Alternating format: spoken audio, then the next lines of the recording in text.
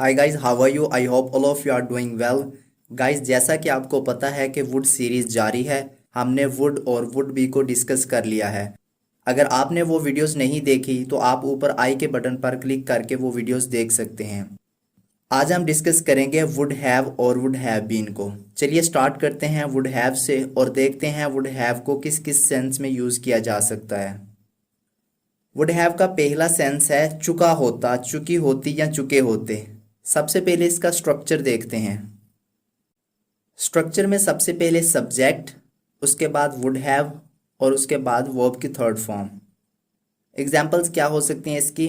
वो गिर चुका होता, वो मर चुका होता, वो बिक चुका होता, वो लिख चुका होता। इस तरह के सेंटेंसेस में वुड हैव का इस्तेमाल होता है।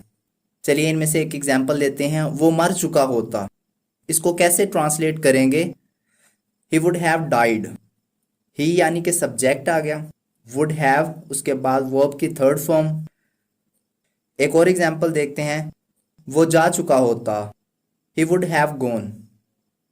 एक और एग्जांपल देखते हैं। मैं फोन कर चुका होता, आई वुड हैव कॉल्ड। एक और बनाते हैं। मैं खाना खा चुका होता, I would have eaten the food.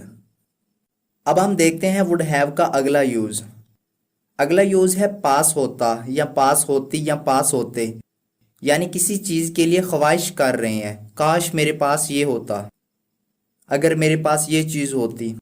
ऐसे सेंटेंसेस वुड हैव के साथ बनाए जा सकते हैं।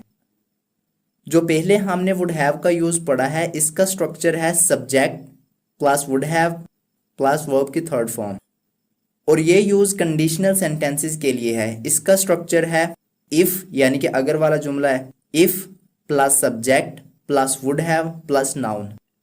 इसमें वर्ब की थर्ड फॉर्म नहीं है बल्कि नाउन है। अगर वुड हैव के बाद थर्ड फॉर्म आ जाए तो चुका होता। अगर वुड हैव के बाद नाउन यानी किसी जगह, चीज या किसी का नाम आ जाए तो ऐसी कंडीशन में इसका मतलब बनेगा पास होता। एग्जाम्पल देखते हैं इसकी। अगर मेरे पास कार होती, if I would have a car. देखिए इसमें कोई वर्ब नहीं है, जस्ट नाउन है।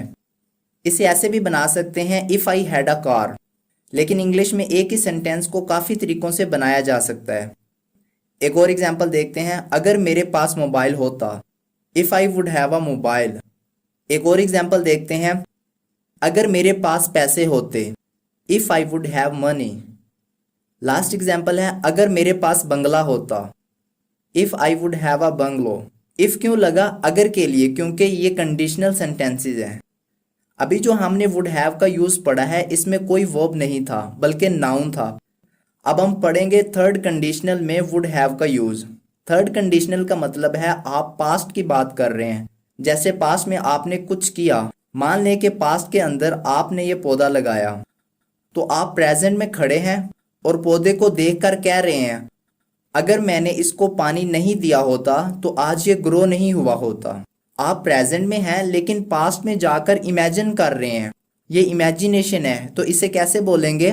पहले इसका स्ट्रक्चर देखते हैं। सबसे पहले इफ, फिर सब्जेक्ट, फिर हैड। हैड क्यों है? क्योंकि ये पास्ट की बात कर रहे हैं हम। फिर वर्ब की थर्ड फॉर्म, क्योंकि हैड के साथ थर्ड फॉर्म ही आती है। फिर ऑब्जेक्ट। ये तो एक हिस्से का स्ट्रक्चर हो गया। अब दूसरे हिस्से का देखते हैं। सबसे पहले सब्जेक्ट, फिर वुड हैव, फिर वर्ब की थर्ड फॉर्म और लास्ट में ऑब्जेक्ट।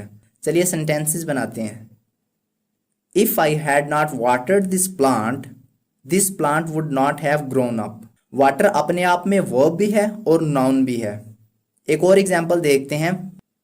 एक बंदा है जो 10th में फेल हो गया, तो अब वो कह रहा है कि यार मेरे अब्बू यानी कि मेरे पिता ने उस जमाने में कहा था कि बेटा मेहनत कर ले, अगर मैंने मेहनत की होती तो मैं पास हो गया होता। तो अब क्या है, वो प्रेजेंट में खड़ा है लेकिन वो सोच किसके बारे में रहा है? पास्ट के बारे में। वो पास्ट के बारे में इमेजिनेशन कर रहा है, मेहनत तो उसने की नहीं। अब वो कह रहा है if I had worked hard, या कह लें कि if I had studied a lot I would have passed. आपको क्या ख्याल रखना है? हैड के साथ वर्ब की थर्ड फॉर्म। जब आप कंडीशन लगाओगे इफ वाला, और जो रिजल्ट होगा उस रिजल्ट में आपको विल नहीं लगाना, वुड हैव के साथ वर्ब की थर्ड फॉर्म लगानी है। एक और एग्जांपल देखते हैं। अगर कल बारिश होती तो मैं स्कूल ना जाता, यानी कि मैं कल स्कूल गया, कल बारिश नहीं हुई। अभी मैं प्रेजेंट में खड़ा हूँ और मैं पास्ट के बारे कल्पना यानी इमेजिन कर रहा हूँ कि यार कल मैं ऐसे ही स्कूल चला गया, घर वालों ने जबरदस्ती भेज दिया, जरा मजा नहीं आया। अगर कल बारिश हुई होती ना तो कल मैं स्कूल नहीं जाता। तो इसे कैसे ट्रांसलेट करेंगे? बारिश को इट से शुरू करते हैं। If it had rained yesterday I would not have gone to school. I hope कि ये क्लियर है। अब हम देखते हैं वुड हैव बीन को। पहले हम देखते हैं वुड हैव बीन को थर्ड कंडीशनल सेंटेंसेस में कैसे यूज करते हैं। ये भी वुड हैव की तरह कंडीशनल ही है पास्ट के लिए, लेकिन इसमें बीन लगता है। बीन क्यों लगता है इसको हम एग्जाम्पल के जरिए समझते हैं। यहाँ पर एग्जाम्पल है, अगर मैं एक अमीर आदमी बन जाता तो आज बहुत खुश होता। ये कंडीशनल है, यानी इसके भी दो हिस्से हैं। पहला है अगर मैं एक अमीर आदमी बन जाता, इट मीन के प्रेजेंट में वो अमीर नहीं है, पास्ट के बारे इमेजिन कर रहा है कि यार मैं अमीर तो नहीं हूँ, मैं अमीर बन जाता, यानी मुझे चांस मिला था, मैंने वो नौकरी नहीं की या मैं अमीर नहीं बन पाया। अगर मैं बन गया होता तो आज बहुत खुश होता। आज वो पछता रहा है, वो खुश नहीं है। यहाँ पर हम फोकस करेंगे होता पे। मैं खुश होता, वो नाराज होता, कमरे में होता, छत पर होता, तुम्हारे साथ होता। ये जो होता है यहाँ पर हम वुड हैव बीन लगाएंगे। पहले स्ट्रक्चर देखते हैं। सबसे पहले इफ, उसके बाद सब्जेक्ट, उसके बाद हैड, फिर वर्ब की थर्ड फॉर्म और उसके बाद ऑब्जेक्ट। अगर मैं अमीर आदमी बन जाता, इसको हम इस स्ट्रक्चर के जरिए बनाएंगे। यहाँ तक क्लियर है? अब आते हैं सेकंड पार्ट पे। आज मैं बहुत खुश होता। इसके लिए सबसे पहले आपको सब्जेक्ट लगाना है और फिर आपको लगाना है वुड हैव बीन। अब ये बीन क्यों? आपको यहाँ तक तो पता है कि वुड हैव टाइप 3 कंडीशन के लिए यूज होता है। वुड हैव के साथ हम यहाँ पर वर्ब की थर्ड फॉर्म देखते थे, जैसे would have eaten, would have become, would have gone. यहाँ पर जो बीन है ये बी से बना है। बी का मतलब है होना, तो बी की थर्ड फॉर्म बीन है, तो ये बी का बीन हो गया। तो इस होता के लिए हमको बीन लगाना है। अगर यहाँ होता कि खा लेता तो ईट का थर्ड फॉर्म इटन हो जाता। पी लिया होता तो ड्रिंक का थर्ड फॉर्म ड्रंक हो जाता। यहाँ पर है सिर्फ होता, कोई वर्ब ही नहीं है, ना कोई खाना है ना कोई पीना है, सिर्फ होता। मैं खुश होता। अब ये खुश कोई वर्ब तो नहीं है ना, जैसे हैप्पी को हम हैप्पीड तो नहीं बोल सकते। मैं खुश होता, ये जो होता है ये वर्ब है, तो ये वर्ब है बी। बी मतलब है होना और बी की थर्ड फॉर्म बीन यूज होगी। आई होप आप समझ रहे होंगे। तो यहाँ आपको वुड हैव बीन लगाना है। इसके बाद जो भी ऑब्जेक्ट है, खुश है तो हैप्पी, उदास है तो सैड या अपसेट, या अगर रहा होता रही होती आ जाए तो आप आईएनजी भी लगा सकते हैं। इसको भी डिस्कस करते हैं इसके बाद। तो चलिए एग्जाम्पल देखते हैं। अगर मैं एक अमीर आदमी बन जाता, पहले इसे सोल्व करते हैं। If I had become a rich man. अगर मतलब इफ, मैं हो गया आई के साथ हैड, अमीर आदमी बन जाता, बनने को कहते हैं बिकम। बिकम की थर्ड फॉर्म भी बिकम ही होती है, अमीर आदमी और रिच मैन। अगर मैं एक अमीर आदमी बन जाता, तो की तो कोई इंग्लिश नहीं होती, कोमा लगाएं तो बहुत खुश होता। खुश कौन होता है? मैं ही होता। कैसे ट्रांसलेट करेंगे इसे? I would have been happy. I subject आ गया, वुड हैव तक तो आपको पता है कि रूल लगता है, वुड हैव के साथ थर्ड फॉर्म लगती है। तो ये जो होता है, बी का मतलब है होना, बी की थर्ड फॉर्म हम क्या मान रहे हैं? बीन, तो ये बीन आ गया। तो मैं क्या होता? खुश होता, तो ये हैप्पी आ गया। यानी वुड हैव बीन के बाद आ गया ऑब्जेक्ट। यहाँ कोई वर्ब नहीं है, खा लिया होता या पी लिया होता, ये बी का बीन यही आपका वर्ब है। तो कंप्लीट सेंटेंस क्या बना? If I had become a rich man I would have been happy.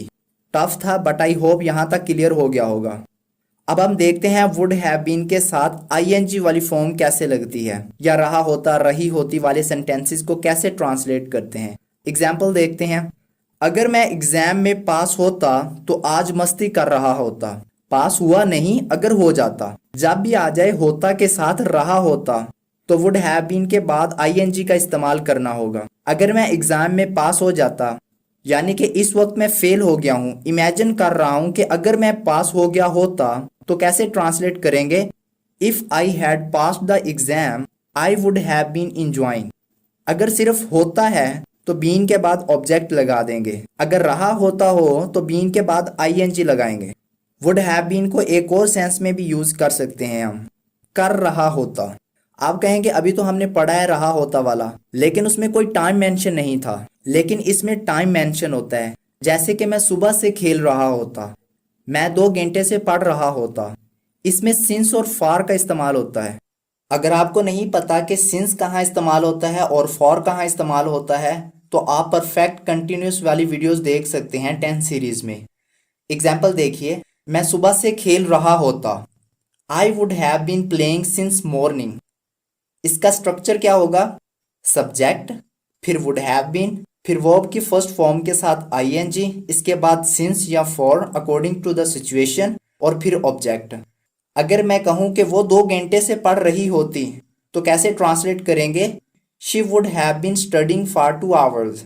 तो किसी काम को कर रहा होता किसी पर्टिकुलर वक्त से, तो यहाँ पर भी हम वुड हैव बीन का इस्तेमाल कर सकते हैं। वुड हैव बीन का एक और सेंस में भी हम यूज कर सकते हैं। आपको पता है कि एक ही बात को 2 तरह कहा जा सकता है। एक है सीधी सीधी बात कर देना, और एक है यूं उधर से कान पकड़ कर कहना। तो ये कान को पकड़ने वाला हिसाब है, यानी पैसिव वॉइस में।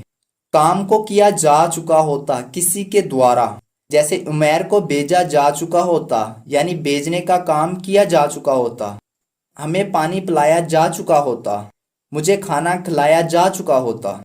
अब देखते हैं एग्जाम्पल। एग्जाम्पल क्या है? मुझे भेजा जा चुका होता, I would have been Saint.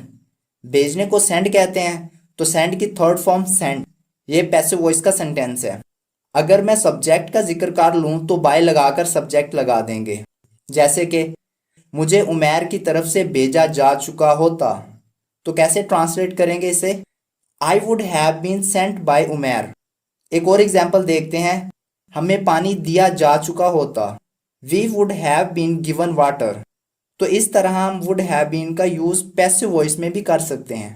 इसके अलावा हम वुड हैव बीन का यूज कंपैरिजन के लिए भी कर सकते हैं। एग्जाम्पल से इसको समझते हैं। एग्जाम्पल क्या है? Farhan would have been a better choice for a successor.